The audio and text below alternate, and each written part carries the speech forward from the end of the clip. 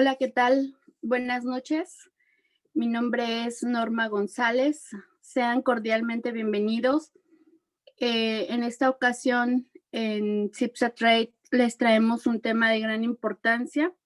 Estamos preocupados y ocupándonos de llevar información pues actual. Con apoyo, pues claro, de nuestros asesores médicos. Les platico un poco. Corporativo CIPSA Trade es una empresa dedicada a la distribución de insumos médicos. Los insumos que nosotros distribuimos es el sistema de drenaje Pleurex. Y pues también tenemos a la venta lo que es los cubrebocas de Heinz. En esta ocasión nos acompaña el doctor Juan Carlos Jacinto. El doctor es cirujano general, cirujano de tórax. Él actualmente pues, se encuentra en la cadena de hospitales Grupo Ángeles. Principalmente pues tiene su consultorio en Ángeles de las Lomas. El tema que nosotros les traemos, el día de hoy es el tema de COVID y las actualidades. A ver, un segundo, por favor. Creo que ya tenemos por aquí al doctor, el doctor Juan Carlos Jacinto. Bienvenido, doctor. Sí, muchas gracias. Hola, muy buenas tardes. Ahí estamos ya. Buenas tardes, doctor. Bienvenido. Qué gusto saludarlo. Igualmente, Normita, espero que todo vaya bien por allá. Todo muy bien, muchas gracias. Buenas tardes a todos. Agradezco nuevamente a CIPSA Trade por invitarme a estar con todos ustedes en un tema que es de suma importancia y que es bueno, lo que estamos viviendo hoy en día, que es la contingencia, ¿sí? Por esta pandemia de COVID-19, que, bueno, pues nos ha puesto en jaque y que es tan importante que dicta la forma en que nos desarrollamos, la forma en que vivimos y la forma en que nos comportamos día a día. Entonces, bueno, la intención del día de hoy es presentarles a ustedes un tema que no es tan sencillo, pero bueno, debo confesar que yo mismo me eché la soga al cuello porque es el estado actual de la pandemia por COVID-19 en nuestro país. Y digo que me compliqué con el tema porque es muy difícil definir en este caso cómo estamos, ¿no? Ante la falta de información, ante la falta de uniformidad en el actuar no solo del quehacer médico, que es lo que nos atañe a nosotros en el área de la salud, sino como sociedad. Realmente se ha vuelto muy heterogéneo la, la práctica, la forma de desarrollarnos como personas, como profesionistas, como familia, entre otras cosas, ¿no? Entonces voy a tratar desde el punto de vista médico, presentar cuál es el estado actual, cómo nos está afectando esta pandemia en nuestro país y a continuación revisaremos cuáles son las principales amenazas que vamos a enfrentar en este 2021 desde un punto de vista muy personal. Muchos discreparán y eso es lo importante. Bienvenido. Trataré de no ser muy prolongado en la charla para que tengamos un buen tiempo de preguntas y respuestas, ya que todo esto se va a abrir a debate. Es algo muy normal, ¿sí? Y finalmente revisaremos cuáles son los retos que tenemos también enfrente en este año 2021 que va iniciando y que indudablemente va a ser, eh, valga la redundancia con el título, va a ser un verdadero reto de cómo nos vamos a desarrollar, cómo vamos a seguir trabajando, cómo vamos a seguir produciendo, cómo vamos a seguir preparándonos, ¿sí? Es ahí donde están los verdaderos retos este año. Entonces, voy a compartir la pantalla, denme un segundo.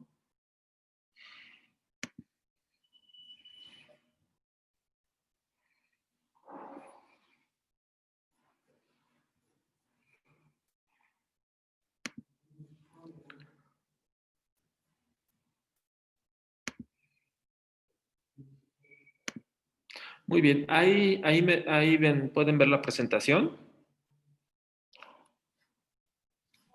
No, doctor, aún lo Ok, vemos un aquí. segundo. Sí. Ujú.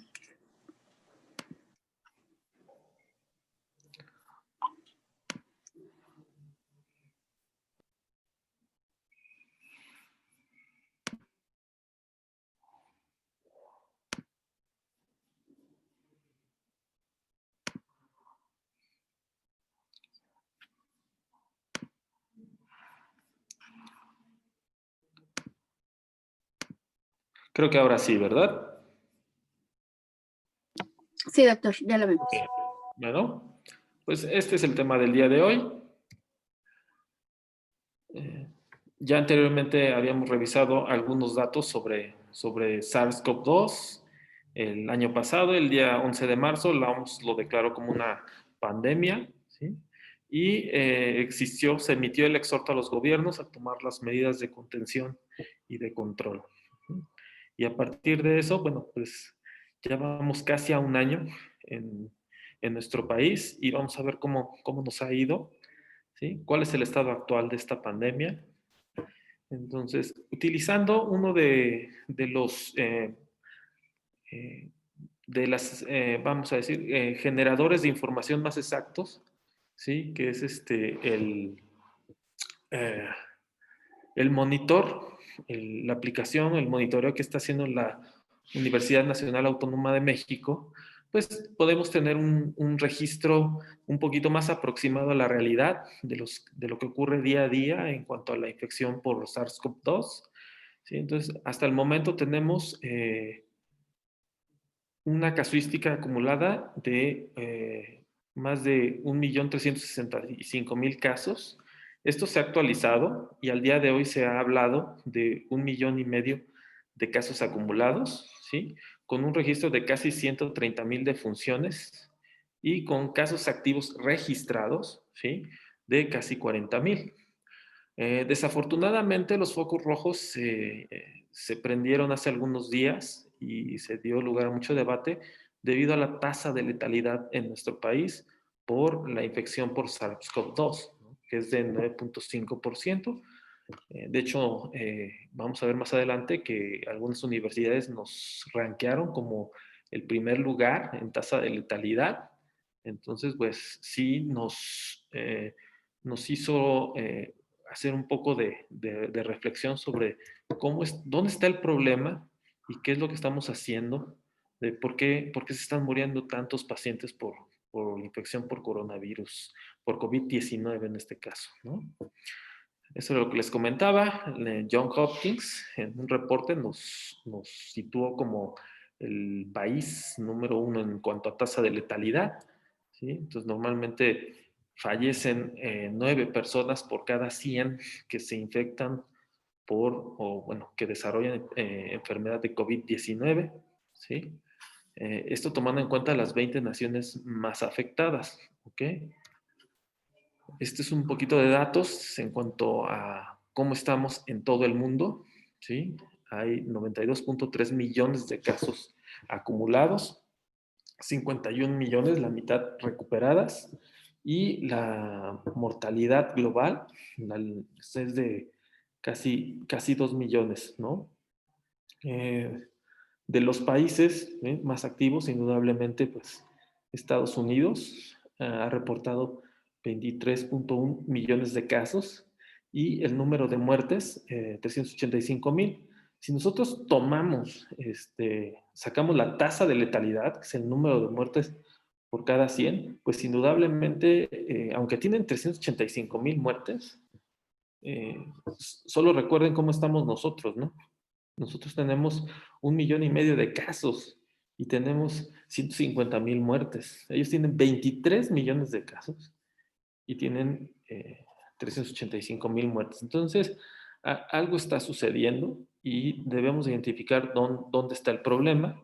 ¿Sí? Algunos otros datos en el Reino Unido, que es de los países que en la primera ola de contagios se vio muy afectado y donde sabemos que actualmente se ha descrito una nueva cepa, una nueva variante del SARS-CoV-2, que lo vamos a revisar más adelante. Entonces, ellos sí han establecido una política muy importante y dirigida para el control de las infecciones. Entonces, podríamos tomarlo como uno de los países donde los números deben de reflejar cuál es el quehacer de una política muy bien dirigida. Entonces, ellos tienen 3.2 millones de casos y con una letalidad de 84,000 muertes, ¿no? Entonces, pues si lo revisamos a grosso modo, podríamos decir que pues están a la mitad, ¿no? O sea, a la mitad de cómo estamos nosotros. Es el Reino Unido, a final de cuentas, hay una menor cantidad de población que la de nuestro país, pero bueno, también se han visto afectados, pero una política bien dirigida ha demostrado que, bueno, de todos modos, la infección es letal. O sea, nunca ha sido en CIPSA Trade ni en lo personal intención politizar las presentaciones de ningún tipo, pero bueno, cuando estamos en jaque y viviendo esta realidad, siempre alguien trata de buscar algún culpable, ¿no? Entonces, ha habido mucha reclamo, mucha cuestionamiento a la política de salud de nuestro país, pero la intención de presentar estos datos también es mencionar que esta es una enfermedad letal, ¿sí? Y y que aquí participamos todos, como vamos a revisar un poco más adelante, para el control de la enfermedad. Entonces, ¿cómo estamos actualmente en cuanto a nuevos casos? ¿Sí? Hasta el 4 de enero, el promedio es ya más de 1,000 nuevos casos al día. ¿Sí? El día de ayer se reportaron 1,300 nuevos casos de infección por SARS-CoV-2. Entonces, bueno, esto ya ha demostrado una tendencia a mantenerse, y en el mes de diciembre a la fecha de hoy hemos tenido un aumento, que es el famoso repunte, ¿no? Por eso regresamos al semáforo rojo, que algunos mencionan que, bueno, debimos haber regresado por aquí, por noviembre más o menos. Entonces nos vimos afectados todo diciembre, y desafortunadamente se ha calculado que para los meses de enero y febrero podemos tener esto que se empieza a dibujar aquí, sea realmente, no sea una meseta, sino que se convierta en un pico, ¿sí? Para los meses de febrero y hasta el mes de marzo. Entonces, ojalá que se pueda controlar antes, pero estos son números ya esperados, porque los fenómenos de contacto que van a dar lugar a este pico ocurrieron aquí. ¿Sí? Entonces, de acuerdo a la historia natural de la enfermedad y la tasa de reconversión, el famoso R, es decir, de una persona, la relación de una persona a cuántos más se infecta, ¿sí? Este fenómeno todo se dio en este mes, en el mes de diciembre, y lo vamos a ver reflejado ahora. Recordando, esa R en nuestro país y casi en el resto del mundo ha sido de 3.5. ¿Sí? Es un concepto muy importante, porque ahora que hablemos de las nuevas cepas, a grosso modo, algunos de los indicadores de emergencia que se han mencionado en relación a estas nuevas cepas es que son más virulentas, ¿no? Tienen mayor incidencia de contagiosidad, y se espera que la R aumente a un 9.0, ¿no? Entonces, sí es un concepto importante. Ahora, ¿cómo hemos estado viviendo este año en cuanto a la forma de presentación de la enfermedad? Esta es una gráfica que demuestra esto, ¿sí? Como podemos ver, bueno, esto fue al inicio de la pandemia, ¿sí? A mitad de la contingencia, junio, julio, tuvimos un mayor número de casos. Y a grosso modo podemos ver en esta gráfica que el 50% fueron confirmados, ¿ok? Y este es el número de muertes, esta línea que está por abajo, ¿ok? Que siempre se mantuvo, ¿sí? Si ustedes ven el tamaño de la barra en cuanto al número de casos positivos, pues podemos ver que el 10% en promedio durante toda la pandemia correspondió a las muertes, ¿no? Entonces, que más o menos es la tasa de letalidad que estamos presentando ante la OMS y ante el mundo. Ahora, se ha hablado mucho durante toda la contingencia de la necesidad de realizar pruebas de detección para SARS-CoV-2, ¿sí? De hecho, es uno de los puntos que más se ha criticado en nuestro país, de que no estamos haciendo las suficientes pruebas, ¿no? Entonces podemos ver que, bueno, el país que más hace es Italia. Vean el Reino Unido y su política dirigida, ¿ok? En Italia lo tuvieron que hacer porque se estaban muriendo muchos. Otro país que también lo implementó de manera importante son los franceses, ¿sí? Y bueno, nosotros no hacemos tantas pruebas, pero ojo, son pruebas registradas, son pruebas que los diversos laboratorios que las practican tienen una comunicación, un informe al INDRE, ¿sí? Al Instituto Nacional de Referencia Epidemiológica. Entonces, eso es los verdaderos números reportados, pero no los realizados, ¿sí? Un problema que tenemos en nuestro país es que estamos haciendo muchas pruebas de diversos tipos, ¿sí? Los hace mucha gente y me refiero a que los hace mucha gente, los hace hasta personal no médico, ¿sí? Un fenómeno que estamos viviendo muy desafortunado es que como se afecta la economía, mucha gente, entre comillas, de oportunidad, ha volteado hacia los servicios de salud informales y bueno, en donde quiera te ofrecen una prueba rápida, te ofrecen algún PCR, te ofrecen una diversidad de pruebas que no se está teniendo control, no se tiene la adecuada interpretación y pues los números no son reales, ¿no? Entonces, ojo, eh, vamos a ver más adelante si esto realmente es importante en realizar las pruebas de detección. Mortalidad por estado, bueno, es una imagen muy compleja. Lo único que quiero demostrar aquí es que los estados más afectados, bueno, pues la Ciudad de México y el Estado de México, ¿no? Probablemente por la concentración, mucha gente que se enferma en los estados de alrededor acuden al área metropolitana de la Ciudad de México y Estado de México, donde hay centros hospitalarios más grandes y donde están más dedicados a la atención de COVID-19. Entonces, parece ser un fenómeno de autorreferencia, ¿sí? Aunque, bueno, hay otros estados en nuestro país que están teniendo también un importante número de muertes. Tenemos a Veracruz, ¿sí? Tenemos a Sinaloa, ¿ok? Y bueno, también los estados del norte se han mantenido muy uniformes, ¿sí? Pero no alcanzan las tasas de mortalidad como si la estamos teniendo nosotros, ¿no? Otro sesgo que pudiera haber en esta información es el registro y la referencia de los casos, ¿no? Puede ser que en el área metropolitana, sobre todo porque los, mm, tanto los laboratorios que están alrededor tienen referencia directa al INDRE. ¿Y esto por qué? Porque cuando un paciente fallece en el hospital, para reportarlo como un caso de función por COVID-19, debe de tener una prueba positiva.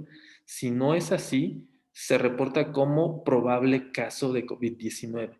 De hecho, hay un código de diagnóstico de mortalidad para los certificados de defunción que crearon mucha controversia. Entonces, actualmente la política de reporte de las defunciones en la red de hospitales, sobre todo en el área metropolitana, la Ciudad de México, es quedarse con el reporte de COVID-19 en el caso de los casos, en el caso, perdón, de los pacientes que tienen una prueba positiva, ¿no? Los pacientes que desafortunadamente no tengan una prueba positiva ya no podrán reportarse en el certificado como probable caso COVID-19 porque genera mucha alteración. Y también tuvimos muchos problemas, se han reportado muchos problemas por fenómenos de la relación médico-paciente, en este caso con los familiares, que, bueno, siguiendo nuestras tradiciones, pues mucha gente necesita desde el punto de vista familiar, moral, que se les entregue el cadáver de su, de su enfermo eh, para velarlo, ¿no? Pero la práctica de los funerales también cambió mucho, ¿sí? De hecho, no se permitió a las funerarias que dieran estos servicios. Hubo un tiempo en que se hicieron servicios limitados en cuanto a tiempo, pero en general, pues actualmente el paciente que fallece por COVID-19 debe de ser incinerado, ¿no?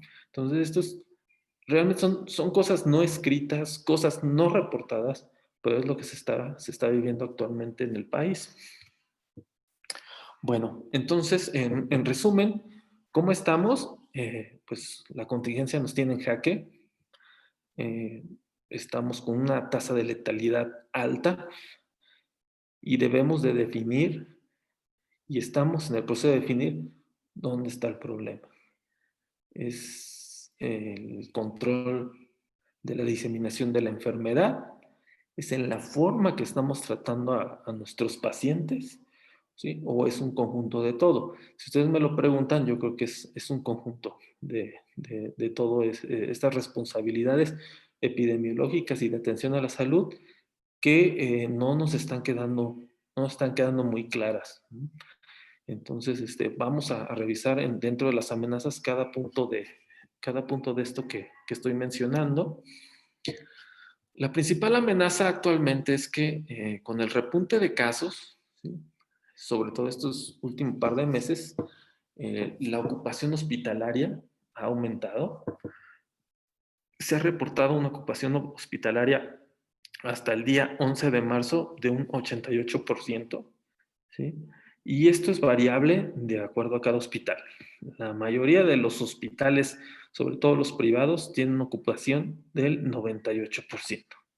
En promedio tienen una cama, máximo dos de terapia intensiva disponibles y están reservadas para los pacientes que están dentro del hospital y que pudieran agravarse. Me estoy refiriendo a pacientes con COVID-19 que de entrada no requieren atención de una unidad de cuidados intensivos, pero que entran en promedio en el día 6, en el día 8, 9, pero como todos sabemos que a partir del día 10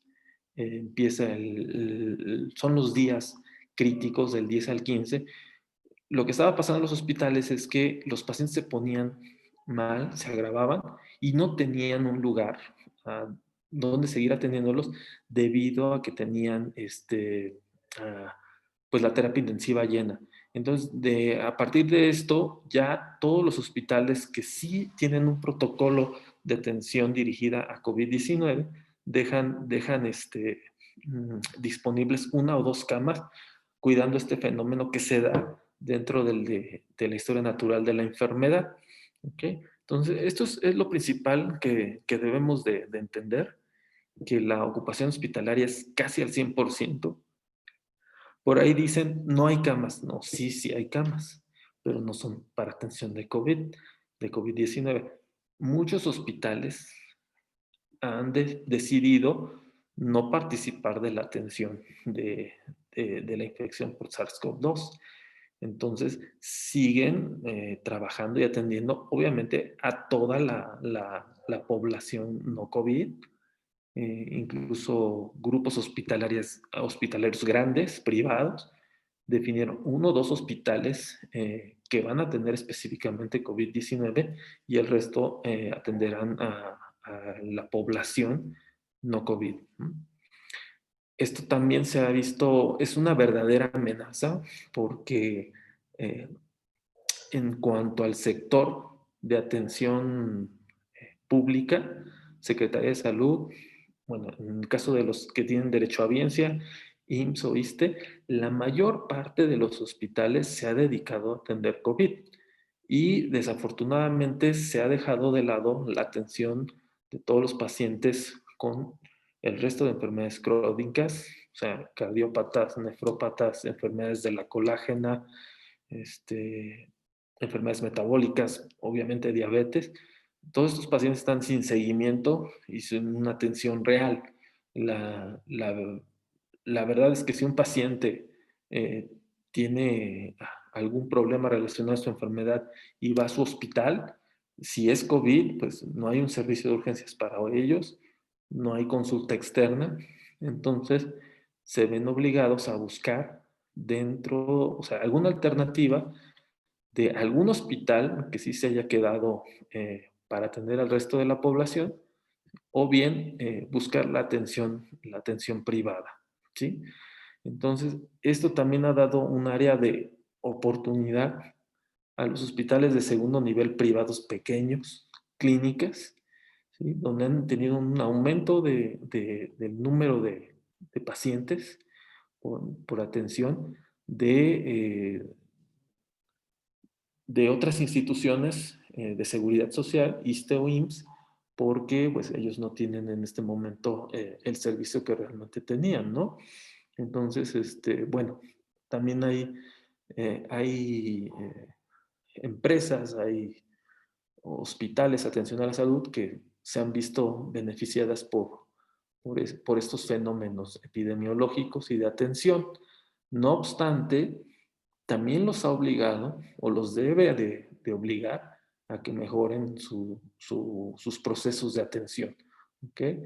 Que esto creo que debería de incidir hacia una mejoría porque el hospital tiene que renovarse, el hospital privado pequeño, la clínica, que normalmente atendía cosas no muy complicadas, bueno, pues ahora se está llenando de todos los pacientes que han dejado de percibir atención en centros incluso de tercer nivel, ¿no? Entonces, debería de verse como un área de oportunidad para mejorar nuestra red de atención médica no registrada. Muy bien, entonces esto es más o menos la ocupación hospitalaria, es lo que quiero mostrar en esta gráfica. ¿Ok? La mayor parte son pacientes no intubados, ¿sí? Y vemos cómo durante el desarrollo de esta contingencia, ¿sí? Hablando de todo el año pasado, hemos tenido un aumento, ¿sí? Secuencial de casos, ¿sí? Tuvimos una meseta por ahí de los meses de septiembre-octubre, que esto se informó que había disminuido el número de casos, hubo una reconversión en el semáforo, ¿sí? Pero pero esto se mantuvo, realmente no regresó a como quisiéramos estar y ahora se ha visto un repunte de los mismos. Algo importante es que desde el inicio de la contingencia hemos tenido un número muy constante de pacientes graves, de pacientes intubados. Y analizando este punto, algo que nos debe de hacer reflexionar es que el promedio de un paciente grave por infección por SARS-CoV-2 es de 3 a 4 semanas en una unidad de terapia intensiva. Es decir, es un tiempo muy largo. O sea, el paciente dura mucho tiempo en la terapia intensiva. Entonces, esto es algo muy desafortunado para nosotros porque el paciente grave consume muchos recursos y obviamente ocupa una cama que 3 o 4 pacientes que vienen atrás de él la necesitan. Entonces, es también una parte donde debemos de incidir en cuanto a los protocolos de atención y de acción para disminuir ese tiempo de tratamiento de los pacientes graves, ¿sí? Si revisáramos un poquito más a fondo este tema, sí hay hospitales que han establecido algún protocolo y podrán decirme, incluso aquí en el auditorio el día de hoy, que en su hospital el tiempo promedio de estancia hospitalaria es mucho menor, una semana. Estoy de acuerdo, los conozco que hay algunos hospitales que son así, pero el promedio en general en el país es que permanezcan casi un mes el paciente grave en la terapia intensiva y que la tasa de letalidad en estos pacientes es muy alta, ¿sí? Arriba del 80%. Entonces, la mala noticia es que dura mucho tiempo en el hospital, perdón, en la cama de terapia intensiva, pero no sale de ella con vida. Bueno, el otro reto importante son los costos de atención, es decir, ¿cuánto cuesta, cuánto nos está costando a cada mexicano en caso de infectarse por SARS-CoV-2? ¿Cuánto nos cuesta la atención? Bueno, pues es muy variable dependiendo a cómo te vaya la enfermedad. Recordando un poquito lo de la ponencia anterior, recordemos que el 80% de los pacientes en general van a tener una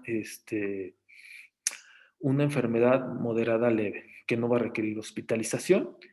El 20% sí lo requerirá. Y solo el 5% de estos, del global de pacientes infectados van a ser casos graves y que son los que se espera que lleguen a la terapia intensiva.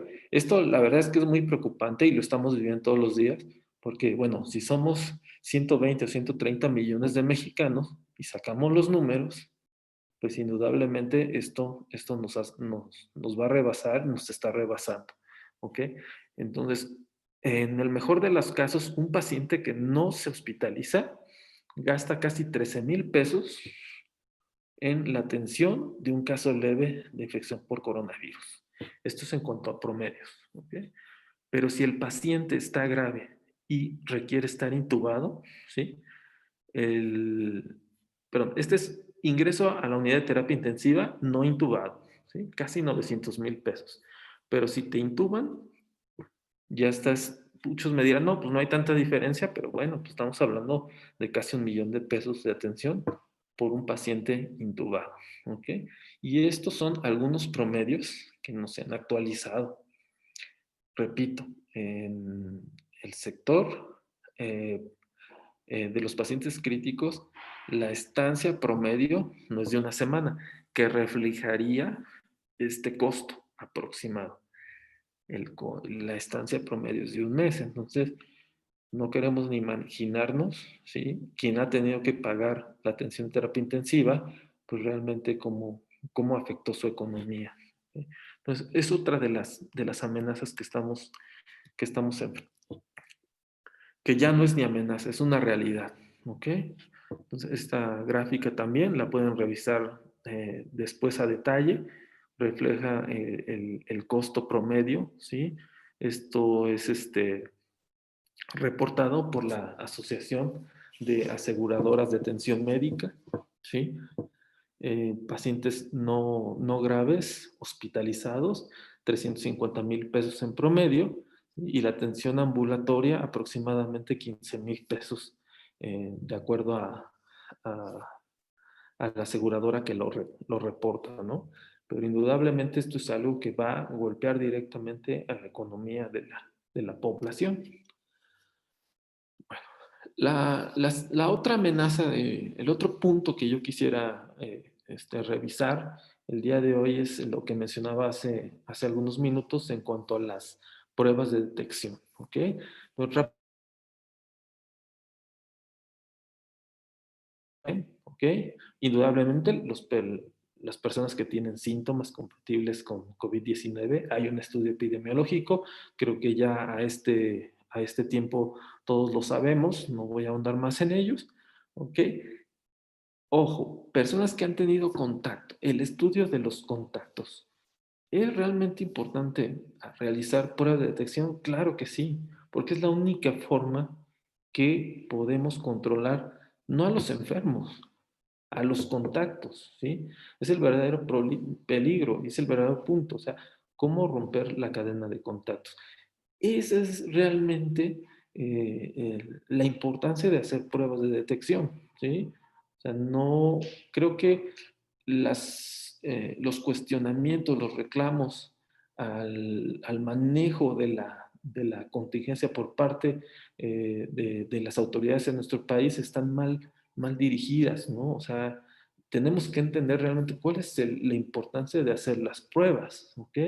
Este, y es eso, es principalmente el control de los contactos para romper la cadena de transmisión, ¿ok?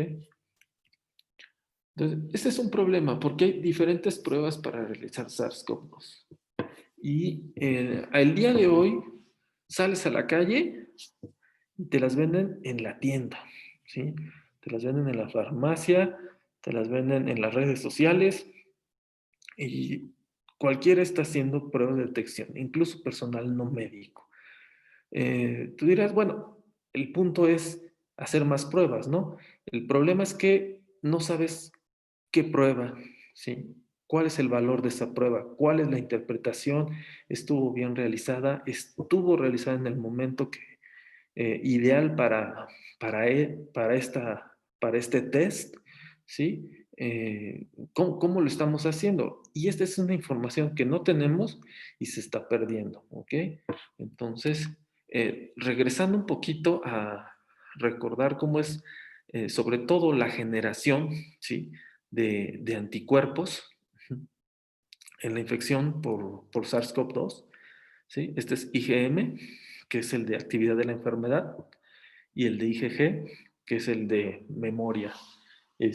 Así a grosso modo, ¿sí? La carga viral, ¿sí? Y vemos cómo desde el día cero estamos generando replicación viral, ¿ok? Si yo quisiera hacer un diagnóstico en el día cero al día 5, indudablemente lo que tengo que detectar es el material genético del SARS-CoV-2. Entonces, aquí, indudablemente, lo más ideal es realizar un PCR, ¿ok? Si el PCR es muy caro o es muy tardado, que es otro problema que estamos viendo, ¿sí? Los tiempos promedio de entrega de un PCR en nuestro país, si vas y te lo haces en el hospital, ¿sí? Es más o menos de 6 a 8 horas, pero el costo es alto. Si te lo haces en un laboratorio de referencia promedio, es de 48 horas, ¿sí? Y si te lo haces en algún sector salud, puede tardar hasta 7 días. Entonces, hay centros hospitalarios donde yo he estado, ha tenido pacientes con derecho a audiencia que hasta 7 días nos tardan en reportar un PCR, ¿no? Entonces, toda esta demora en los tiempos de diagnóstico también ha generado un problema en que no se controla, no se rompe la cadena de transmisión. Entonces, la opción que ha surgido a últimas fechas y que las está utilizando el gobierno de nuestro país en los famosos kioscos de COVID-19 es la prueba de detección de antígenos, que sí ha demostrado una utilidad, sobre todo para el estudio de los casos en los días iniciales, ¿no? Lo que más se realiza por cuestiones de economía, pruebas muy baratas, son las pruebas rápidas en sangre que dependen de la generación de anticuerpos. Inicialmente solo había de IgG, entonces no tenían ninguna utilidad para el estudio de casos, ¿sí? Y ya después tuvimos de IG, de las dos, IgM e IgG. Aquí en resumen, el paciente tiene que estar sintomático, obviamente, para que sea de utilidad. No sirven para contactos, no sirven para pacientes asintomáticos, ¿ok? Entonces, deberíamos de aquí realizar estas pruebas rápidas en el caso de un paciente que pues, ya tiene muchos síntomas y quisiéramos saber, como su nombre lo dice, de manera expedita, si está infectado o no. La detección de anticuerpos también tiene una utilidad, pero bueno, este es otro tema y creo que ahora con el advenimiento de la vacuna va a ser de mayor utilidad pero en el momento no hay que no hay que perdernos tanto ahí, porque hay gente que hace solicita niveles de anticuerpos para diagnóstico de infección. Eso está muy mal. O sea, realmente el contexto de solicitar una prueba de anticuerpos es completamente diferente.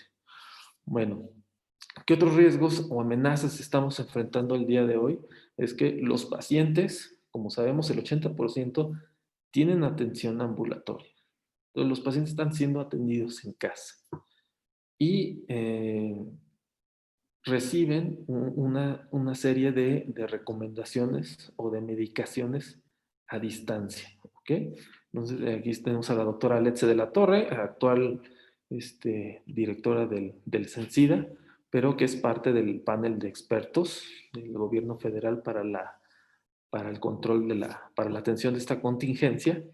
Y ella ya mencionó que uno de los riesgos que venía dentro de esta pandemia es la automedicación que se está dando, ¿sí? Por parte de los pacientes. Y ya todos empezaban a tener fiebre, dolor de cabeza y empezaban a ir a la farmacia a comprar estos medicamentos, ¿no? Que estuvieron muy en boga al inicio de la pandemia. Ahora ya sabemos que no tienen ningún papel realmente, pero hubo un desabasto que afectó a los pacientes que sí lo necesitaban. ¿Ok?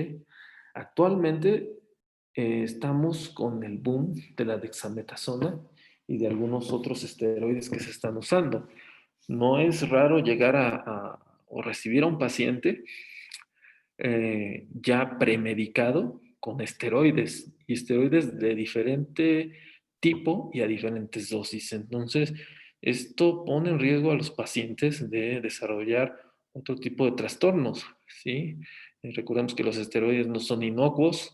Hay muchos pacientes que son diabéticos y no lo saben. Entonces, es también un riesgo. Muchos de los pacientes se ha reportado que en las instituciones de seguridad social, los pacientes que ingresan a la unidad de terapia intensiva, el 98% tenían una premedicación, ¿sí?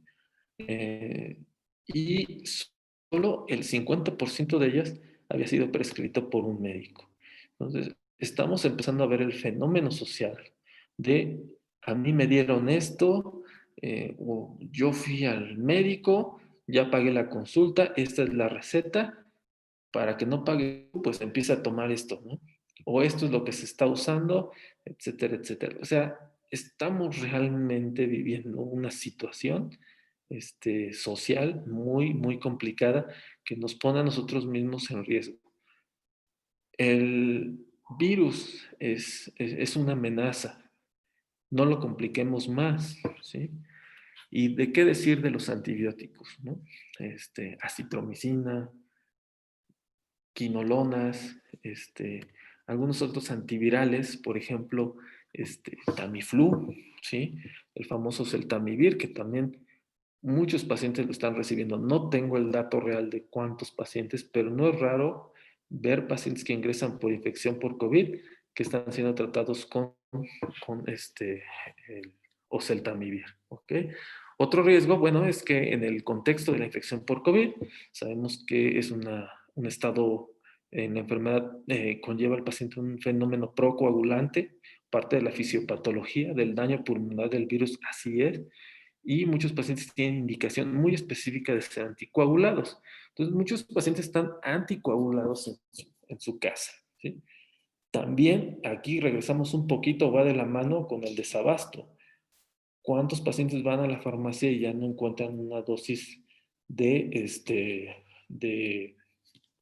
Clexane, de alguna otra heparina de bajo peso molecular, ¿sí? Y de nueva generación vía oral, que aunque tienen menores riesgos registrados de sangrado, no dejan de ser un riesgo, ¿no? Entonces, este es otro problema que estamos viviendo, ¿ok? Y el siguiente punto, que también no sabemos realmente cuál va a ser el resultado, si va a tener una repercusión o no, o si va a ser éxito. Los pacientes son muchos, el 80% es atención ambulatoria, entonces están en su casa. Pero los médicos no los estamos viendo, los vemos de lejos. Entonces se está dando la atención médica virtual. ¿Qué tan seguro es eso? No lo sabemos, ¿sí? Eh, los pacientes están recibiendo, vaya, la tecnología nos ha ayudado porque ahora el paciente recibe un código, lo abre y sale la receta, ¿no? Solicitan laboratorios a domicilio, el laboratorio reporta al médico, reporta al paciente de manera electrónica, ¿sí? Entonces, es un fenómeno que yo platicaba con el doctor Argote, que es parte de la dirección de esta empresa CIPSA, que es un fenómeno muy importante porque los pacientes no están, desde mi perspectiva, no están tan decepcionados o inconformes con la atención a distancia, porque a final de cuentas el paciente busca en el directorio lo que necesita. Al médico que quiere, pregunta el costo, eh, recibe la atención sin salir de su casa, no tiene que pagar un estacionamiento, entre otras cosas, y pues le es cómodo. Aparte de que el paciente tiene la indicación, obviamente, de no salir, que eso es un punto muy importante y no se debe de dejar de valorar. El paciente tiene que permanecer aislado. Entonces, todo este fenómeno de atención a la distancia es algo que se tuvo que dar, se está dando y tenemos que ver cuál va a ser el resultado. Esperemos que cada médico que, sobre todo los de atención de medicina respiratoria, neumólogos, infectólogos, internistas, reporten cuál es la experiencia, el número de casos, el número de resultados, eventos adversos, complicaciones que se pudieran haber generado a distancia para determinar cuál es la seguridad de esto. ¿Por qué? Porque va a ser muy útil, porque no sabemos cuándo vamos a poder regresar a la normalidad o si vamos a poder regresar a ella. Hay muchas cosas que cambiaron y se van a quedar, ¿sí? La atención médica, la visita al consultorio es algo que desde mi punto de vista tiene un interrogante en este momento. Lo del desabasto de medicinas ya lo mencionamos, ¿ok? Y bueno, rápidamente, otra amenaza, pues las nuevas cepas que se han reportado, ¿ok? En resumen, son dos, ¿sí? Una en el Reino Unido y otra en Sudáfrica. Se ha reportado la mutación a nivel de la proteína S, la proteína Spike, que todos sabemos es la proteína de adherencia, ¿sí? Al receptor, es la forma de ingresar del coronavirus. En general, el panel de expertos lo que ha mencionado es que todos los virus mutan, ¿sí? Y este no tendría por qué ser la excepción. No sabemos realmente cuál va a ser el efecto de estas mutaciones, porque hay pocos casos afortunadamente reportados, ¿sí? Esta es la variante que se ha reportado en el Reino Unido, B117. ¿Qué es lo que se sabe? Que tiene 70% más de contagiosidad, pero al parecer no es más letal. Como mencioné, la modificación de la proteína Spike, ¿sí? Otra que es similar pero diferente, la de Sudáfrica, la 501.B2. Y una de las interrogantes actuales es de si la vacuna que se acaba de empezar a aplicar en el mundo y en nuestro país va a tener una efectividad contra estas nuevas cepas.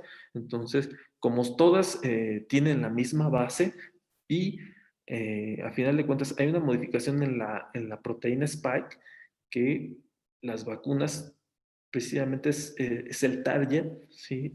En cuanto a su generación, la proteína Spike, lo vamos a revisar brevemente, eh, sí deberían de ser efectivas, sí debería ser efectiva contra alguna nueva cepa, ¿sí? Lo importante es que el cómo se genera la vacuna, las nuevas tecnologías, la vacuna que nos están administrando actualmente, que es la de Pfizer, ¿sí? Es una vacuna muy específica con RNA mensajero. Entonces, al ser específica, tú puedes modificarla a la nueva cepa que surja, ¿no? Entonces, esa sería la buena noticia, que probablemente esta es diferente y sí, sí tiene mayor posibilidad de diseminación, pero no es una cuestión que se deba tratar de manera diferente, ¿sí? Porque no provoca casos más graves, ¿sí?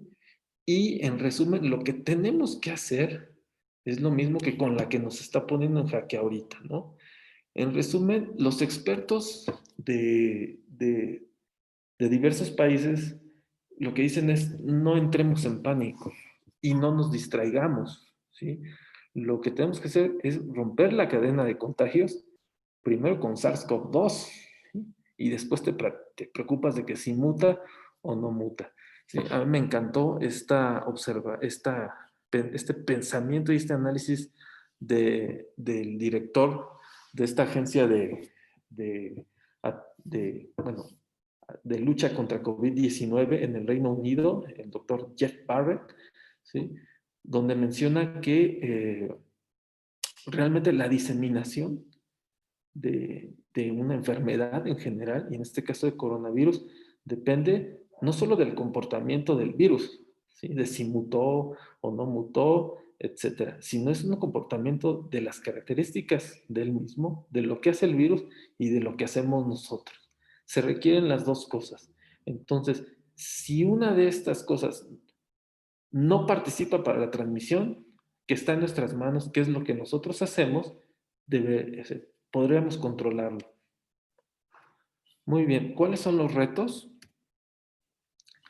Los mismos que tuvimos al inicio de la contingencia, ¿sí? No hay secreto, ¿sí? Debemos de eficientizar, ¿sí? El uso de los cubrebocas, ¿sí? Un buen cubrebocas, ya lo revisamos también la vez pasada, de alta eficiencia, sin filtros, ¿ok? Y sigo mostrándoles esta gráfica, ¿sí? Donde es una gráfica de adherencia y eficacia. ¿Adherencia a qué? A usar el cubrebocas. Eficacia a qué tipo de cubrebocas, ¿ok? Entonces, si yo tengo un cubrebocas realmente de muy mala calidad, ¿sí? De algunos caseros que se llegaron a utilizar, nada más para que te permitan la entrada a algún lugar, ¿sí? Si usan estos cubrebocas y hay una poca adherencia al uso de ellos, ¿sí? Vamos a tener el factor de transmisión, el R0, ¿sí? A estos niveles, por arriba de 2, que esto es lo normal como inició la contingencia. Normalmente aquí estás en un R0 de 3, ¿ok? Pero si por el contrario se usara en todo el país un cubrebocas de alta gama y que todos lo usáramos, entonces el R0 llegaría casi a lo mínimo, ¿no? Y entonces podríamos controlar esto. Es una medida de salud pública básica, pero que también nos ha costado trabajo cumplir. ¿Okay? Entonces, en cuanto al aislamiento, ya regresamos al semáforo rojo. Muchos dicen, o sea, ¿realmente rompe la cadena de contagios aislarse? Claro que sí. O sea, vean, con aislamiento, si disminuye el R a 0.6, vean cuál es el impacto de un R.6 con el número de casos, a una diferencia de solo de 3 puntos, ¿no? Un R de 0.9, vean cómo aumenta exponencialmente el número de casos. Indudablemente, mantener la distancia, el aislamiento, ¿sí? La política de de su sana distancia, claro que disminuye el control de los casos. Entonces, los retos siguen siendo los mismos del año pasado, ¿sí? Y es algo que debemos de mantener este mismo 2021. En cuanto a la tasa de letalidad, ¿cuál es el reto? Bueno, pues los protocolos de atención. No me gustaría ahondar mucho en lo que se ha analizado de por qué tantas muertes, ¿sí? Pero algo que yo les quiero dejar muy presente es que la infección por coronavirus es una enfermedad que genera un proceso inflamatorio muy importante, ¿sí? Que pone a los pacientes muy mal. Los pacientes se desoxigenan de manera muy rápida, de manera muy dramática. Los pacientes llegan saturando 40% y que dependen de un protocolo muy bien diseñado, muy bien definido. ¿Qué es lo que tienes que hacer? ¿Cómo lo tienes que tratar? Eh, no tener muchas variaciones en la atención, porque entonces vas a tener diferentes resultados, vas a perder tiempo y también vas a gastar muchos recursos. Si pensamos mejor los protocolos de atención de los pacientes graves, podríamos, en su caso, porque esto está escrito, o sea, la ciencia está ya a este punto lo ha demostrado bien, podemos disminuir la tasa de ingresos o de permanencia en las unidades de terapia intensiva y por ende también vamos a disminuir los costos, ¿no? Que es lo que presentaba en esta diapositiva. ¿Ok? Entonces, ese es el otro reto. Tenemos que hacer más eficiente la atención de infección por SARS-CoV-2, específicamente en los pacientes graves. ¿Ok? Entonces, sí es una pregunta que tendremos que hacer actualmente. Por ejemplo, para un paciente no grave que está en la casa, ¿qué es lo que debe tomar? Solo paracetamol, que es la recomendación de la OMS, ¿sí? Un paciente no grave, o realmente que el paciente gaste en la receta que estamos viendo actualmente con 10 medicamentos, dexametasona, acitromicina, ivermectina, cloroquina, oseltamivir. ¿Realmente eso está indicado? ¿Sí? ¿Y quién lo prescribe? Finalmente, algunas palabras con lo de la vacunación, que todos lo tenemos presente. ¿Ok? Se está vacunando inicialmente al personal de atención médica, ¿sí? Enfermeras, algunos administrativos que están al frente en el hospital, los médicos obviamente, principalmente los que están en atención de primera línea contra el COVID-19, pero se nos están olvidando mucha gente que está ahí, la gente de intendencia, la gente de vigilancia, que están dentro o en la línea de atención del paciente con COVID-19. Y dentro, valga la redundancia, de este personal, ayer el doctor José Cifuentes, infectólogo del Instituto Nacional de Ciencias Médicas y Nutrición, en la charla a la Asociación Mexicana de Medicina Interna, mencionaba, el grupo más importante por vacunarse son los pacientes entre los 60 y 65 años. ¿Sí? Son donde mayor prevalencia hay de obesidad y de hipertensión. ¿Sí? Y los hombres. Entonces, eh, hay quien va a opinar diferente, que es desde los 45 hasta este grupo etario, pero específicamente es la población que debe de recibir la vacunación y no debemos de olvidar a toda la gente que sí está realmente al frente de la atención de infección por SARS-CoV-2. Estas son las cifras de vacunación, ¿sí? En los Estados Unidos. Nosotros hasta el día de ayer ya se han reportado más de 60,000 dosis, son primeras dosis. La vacuna que estamos usando es la de Pfizer, como todos saben, que es la vacuna a base de RNA mensajero, ¿sí? Estas son rápidamente las vacunas que están disponibles, algunas ya aprobadas, algunas todavía están en protocolos incluso en nuestro país, ¿sí? Hay algunas instituciones donde se sigue probando la CanSino, ¿ok? Pero bueno, la realidad es que nosotros ahorita estamos con la de Pfizer, ¿sí? Que tiene una efectividad hasta el 95% y que, bueno, todos sabemos el problema principal se vio radicado en el almacenamiento de la vacuna, que requiere una temperatura de menos 70 grados centígrados.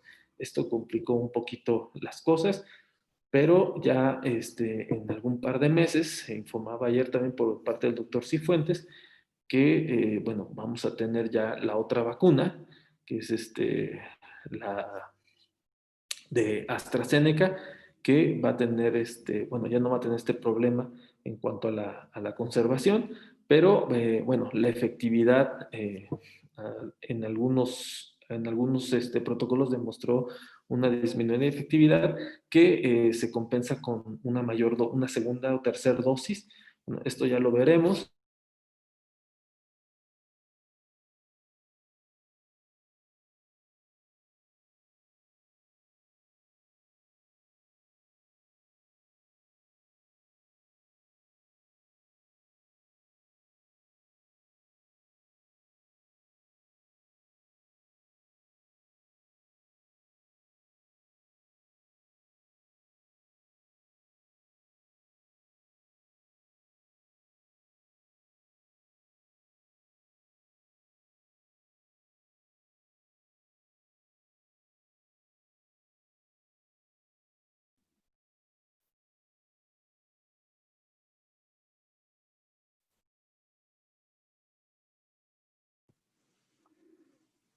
Ya no vemos la presentación, doctor.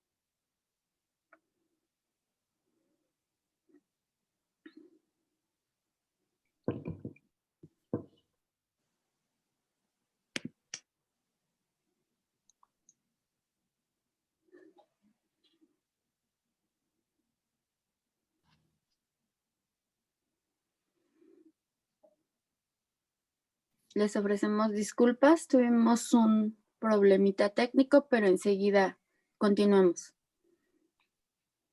Okay. ¿Me escuchan a mí? Sí. Ok.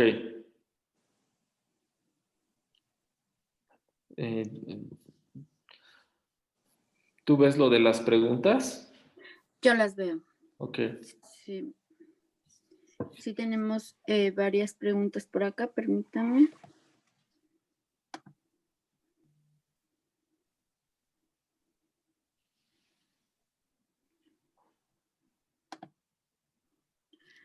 Ok, tenemos una pregunta de Leslie.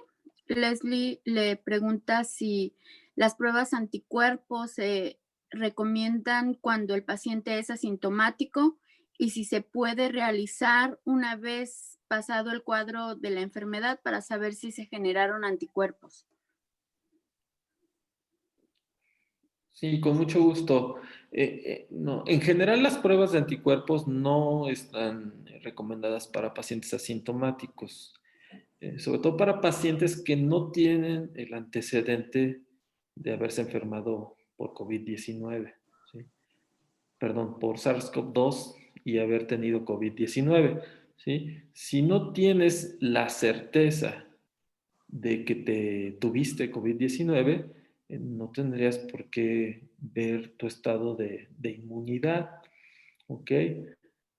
Hay algunos pacientes, no me gustaría emitir una mala recomendación, simplemente es una observación, lo estamos viendo a día. Hay algunos pacientes que han tenido la duda de si tuvieron infección, porque desarrollan algunos síntomas muy clásicos, por ejemplo, anosmia, tuvieron algún episodio de cefalea, de fiebre, etcétera, o bien estuvieron en contacto directo con pacientes, que en este caso fueron sus familiares, que tuvieron COVID-19. Y hay algunos que están haciendo anticuerpos, sobre todo ver su estado de IgG, y sorpresivamente, o no, algunos pacientes tienen títulos altos de IgG para SARS-CoV-2. Es decir, estos pacientes se enfermaron No quedó claro, no se dieron cuenta, ¿ok? Pero indudablemente para tener inmunidad contra SARS-CoV-2 sin vacunación debiste haber enfermado, ¿no? En general, las pruebas de detección, o sea, para hacer una prueba de detección no se recomendaría, ¿sí? En dado caso, como mencioné, si hubiera pruebas rápidas de sangre que dependen de la detección de IgM, en este caso, se tiene que hacer en pacientes sintomáticos. Pacientes asintomáticos no. ¿Okay? Si va a ser una prueba por contactos, o necesita una PCR o al menos una prueba de detección de antígeno. Quisiera citar rápidamente el caso de una enfermera de nuestro hospital que me sorprendió mucho, no que lo haya hecho, sino la velocidad con la que actuó y lo responsable que fue.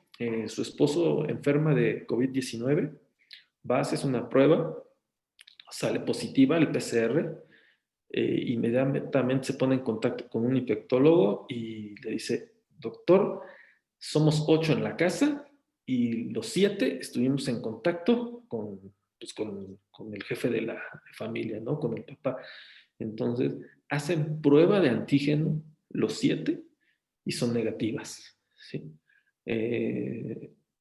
Entonces, esta información es muy importante porque con esto ellos ya saben desde el punto de vista epidemiológico cómo deben de actuar. Les preocupaba mucho si podían acercarse a la abuelita, que era una mujer de 68 años con diabetes mellitus de larga evolución. Es lo que más les preocupaba, ¿no? Pero toda esa información que se generó en un solo día, en el caso de esta familia que COVID-19 llegó a la casa, de manera expedita tenían la información para saber cómo tenían que comportarse, ¿sí? Cuál era el quehacer de ellos como familia y cuál era su responsabilidad ante la sociedad, si podían salir a trabajar, ¿sí? Si podían participar de alguna actividad que tenían pendiente o tenían que aislarse. Y entre ellos mismos, cómo debían de comportarse, ¿no? Entonces, ¿cómo iban a atender en este caso al papá que está enfermo, que está confinado a una habitación? ¿Cómo deben de ingresar a llevarle los alimentos, a llevarle los medicamentos, etcétera, etcétera, ¿no? Entonces, es un ejemplo que quise citar porque se me hizo un actor muy responsable en estos días bueno, en este caso de esta chica del personal de salud. Muchas gracias, doctor. Tenemos por acá otras preguntas. Sí. María Angélica nos dice sí, creo que ya mencionó algo del IgG, pero dice, el IgM, ¿qué detecta y qué valoramos en cada uno? El IgG, ¿qué detecta? Bueno, el IgG, a grosso modo, son los anticuerpos de memoria, ¿sí? Los anticuerpos que se generan posterior a la infección. Ujú. Son la evidencia serológica, sanguínea, de que tienes protección contra SARS-CoV-2, contra el virus, contra coronavirus, ¿no? Entonces, esa es la utilidad de la IgG, saber si tienes anticuerpos contra la cepa de SARS-CoV-2, que es la que actualmente nos está afectando en el país, ¿no? IgM, recordemos, es un anticuerpo de actividad de la enfermedad. Entonces, muchos pacientes que enferman de COVID-19, y esto lo menciono para que quede un poquito más claro la respuesta, en el curso de la enfermedad se generan muy rápido títulos de anticuerpos. Entonces, el médico quien los está viendo, o a veces hasta los propios pacientes, hablan al laboratorio, a ver, yo ya me siento bien, pero quiero saber si tengo inmunidad contra COVID y se hacen unos anticuerpos. Entonces, muchos de lo que estamos viendo es que los pacientes a mitad de la enfermedad, como vimos en la gráfica, generan anticuerpos IgG de manera temprana. Estamos hablando a partir del día 13, ¿ok? Y coexisten estos títulos con títulos altos de IgM, que es de actividad de la enfermedad, ¿ok? Entonces, los pacientes se confunden, incluso hasta los médicos nos confundimos a veces, interpretando los niveles de anticuerpos.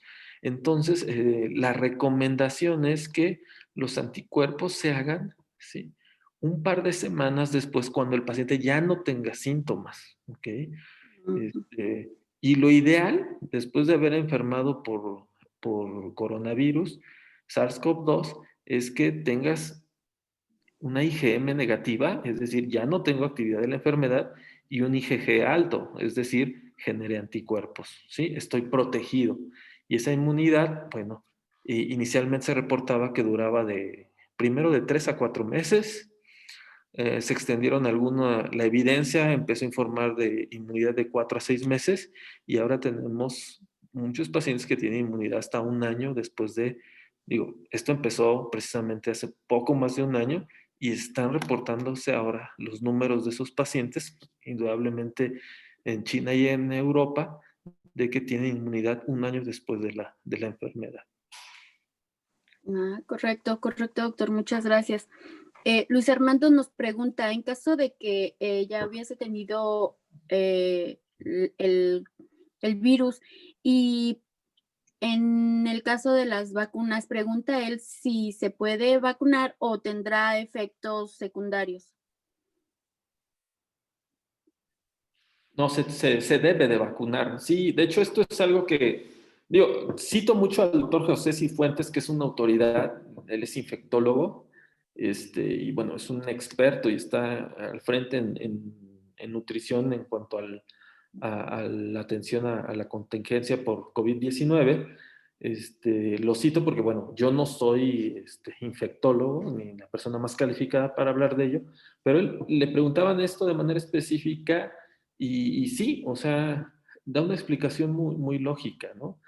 No todos los pacientes, después de enfermar por SARS-CoV-2, de infectarse y generar COVID-19, no todos generan inmunidad, ¿sí? Se ha reportado que hasta un 30 o 20% de los pacientes no generan anticuerpos de memoria contra el virus. O bien generan una respuesta a largo plazo, ¿sí?, de anticuerpos IgG muy tenue, muy leve. Entonces, estos pacientes se van a ver beneficiados por la administración de la vacuna, ¿sí? Se recomienda que te vacunes 2 semanas después, por lo menos, de haber padecido COVID-19, ¿ok? Entonces, en general, deberíamos de tener un IgM negativo antes de que te vacunaran, lo cual no es práctico porque es caro, no todos tenemos acceso y somos muchísimos, ¿no? Pero el promedio en tiempo ya se está estableciendo y es ese. Normalmente dejar 2 semanas, yo diría que hasta una tercera semana de que estás libre de síntomas por una infección de COVID-19, y entonces sí que te vacunen. Y sí, todos, salvo que haya una contraindicación muy precisa, debemos de vacunarnos. Correcto. Muchas gracias, doctor. Tenemos por acá una más. ¿Considera usted que un modelo de atención domiciliaria, una brigada que monitoreara a los pacientes en aislamiento, impactaría positivamente para evitar el colapso hospitalario? Sí, no, completamente de acuerdo. De hecho, no muy organizado, pero es lo que se está haciendo. O sea, creo que uno de los puntos y de los retos también en este año es organizar la atención hospitalaria de los pacientes, ¿sí? Son muchos. Lo que está sucediendo es que el paciente busca a su médico de cabecera y le exige, en el buen sentido de la palabra y por la necesidad de la enfermedad, que se convierta en un médico COVID, ¿sí?, que sepa atender el COVID-19, y que esté al tanto de ellos, porque no hay muchas opciones. O sea, los hospitales efectivamente están llenos, no hay tampoco los suficientes médicos dentro de los hospitales para atender a la gran demanda que pudiera generarse. Entonces, el paciente está siendo atendido en casa, ¿sí? Y el médico es el que tiene la responsabilidad de generar un equipo de trabajo. Y sí se está haciendo, insisto, no de una manera muy organizada, pero el médico emite una serie de indicaciones, refiere un servicio de enfermería que va a visitar al paciente. Bueno, los familiares del paciente se convierten también en enfermería y les llevan el oxígeno a la casa. Hay una comunicación muy, muy estrecha vaya, de los dos lados, porque pues, el paciente sabe, bueno, cómo se conecta un concentrador de oxígeno. No hay un concentrador de oxígeno. Entonces, bueno, pero tengo 2 tanques.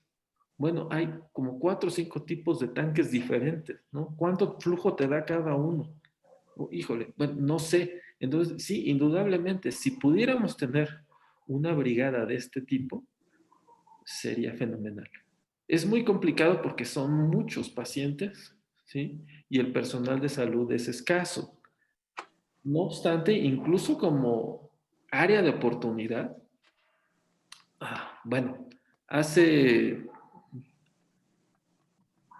2 o 3 horas llegó un mensaje al chat al chat familiar que tenemos de la escuela de mis hijos. Y una de las mamás, que no es médico, ofrece servicios integrales para atender pacientes COVID-19 en casa. Ella sí le puso hospital en casa. Entonces, ella ve un área de oportunidad en que, a ver, yo conozco médicos, o sea, organizo enfermeras, contrato enfermeras, contrato distribuidores de oxígeno y yo te gestiono la atención en tu casa, que es básicamente lo que está mencionando la pregunta, un tipo de brigada de atención domiciliaria.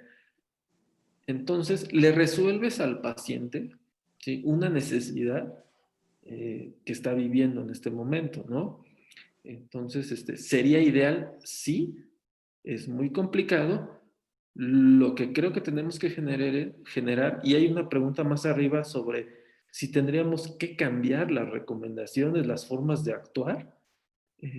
Creo que el punto es en que no hemos terminado de educarnos en la atención a una contingencia como sociedad, ¿sí?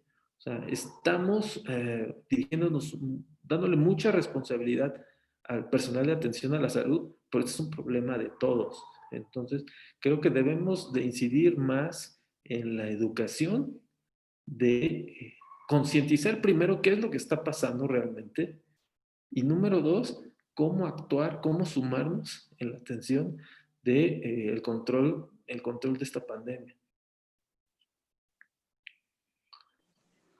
Claro que sí, doctor. Excelente, excelente charla.